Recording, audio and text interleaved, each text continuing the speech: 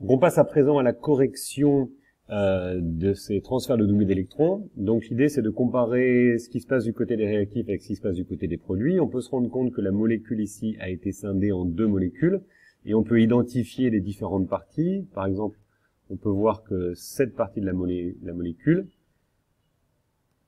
a été scindée, c'est décroché de la molécule initiale. Et ce qui s'est passé réellement, c'est que ce doublé liant ici est devenu un doublé non liant. En plus de ceci, on peut voir que cette partie-là de la molécule a été modifiée comme ceci, c'est-à-dire qu'il y a un des doublés non liants qui est devenu un doublé liant. Donc, ça veut dire qu'il s'est passé un transfert de doublé d'électrons à ce niveau et à ce niveau. Maintenant, pour savoir comment la transformation a commencé, il faut chercher quel est le site donneur de doublé d'électrons. C'est un site qui doit être riche en doublés non liants. Alors ici, tous les oxygènes sont riches en doublés non liants. Et en plus de ça, posséder une charge négative. Donc ceci est le site donneur de doublés d'électrons. Je peux l'identifier comme ceci. Et je sais que la première étape du mécanisme, la première flèche dans cette étape du mécanisme va partir de ce site.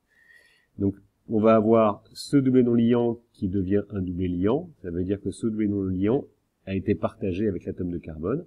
L'atome de carbone ici est un atome qui est donc un site accepteur de doublé d'électrons. Il me reste à représenter la flèche. Elle part du doublé pour arriver sur un atome. Et je dessine la fin de ma flèche. Donc voici la première flèche qui représente le premier transfert de doublé d'électrons. Donc si maintenant je dessine la suite pour expliquer le départ de cette partie de la molécule. Donc ce doublé liant est devenu un doublé non liant. Donc je pars du doublé liant et j'essaye d'aller sur l'atome. Voilà, j'y suis à peu près. Je finis ma flèche. Donc pour l'étape numéro 3, on va faire le même raisonnement. On va regarder ce qui s'est passé. On voit en fait quand on analyse les réactifs et les produits, on voit qu'il y a eu cet atome hydrogène qui est passé de cette molécule à cet ion. En fait voilà, on a l'atome hydrogène qui était transféré. Transfert de H, en fait c'est un transfert de H+, puisqu'il y a aussi les charges qui changent, c'est ce qu'on appelle une réaction acide-basique. Donc on commence par identifier ici, on peut regarder le site qui va attaquer. Le site, encore une fois, un oxygène avec des doublés non liants et avec une charge négative. Donc c'est un site donneur de doublés d'électrons, on va l'appeler delta-. Voilà, le moins est pas très joli mais c'est pas grave, désolé pour le changement de couleur.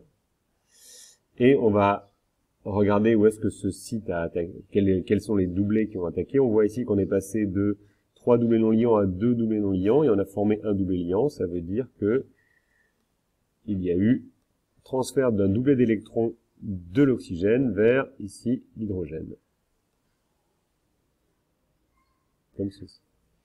Si on s'arrêtait à ce niveau-là, du mécanisme, ça signifierait qu'il resterait encore donc une liaison entre le O et le H, et puis ici, il resterait encore une liaison entre le H et le O. Or ici, cette liaison entre le H et le O est disparue.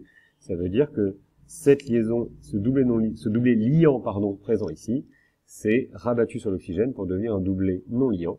Donc on représente ça encore une fois avec une flèche. Je vais essayer de le faire le mieux possible. Voilà.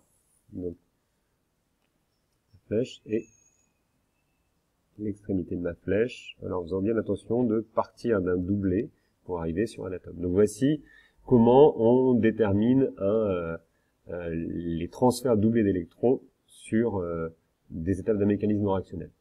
Donc il vous revient désormais d'essayer d'appliquer ceci sur le TD mécanisme réactionnel. Vous essayez de dessiner ces flèches. Si vous avez des problèmes, vous prenez des photos, vous me les envoyez et je vous fournirai une correction d'ici la semaine prochaine. D'ici là, j'attends vos productions, vos problèmes éventuels, vos questions. Merci bien. À très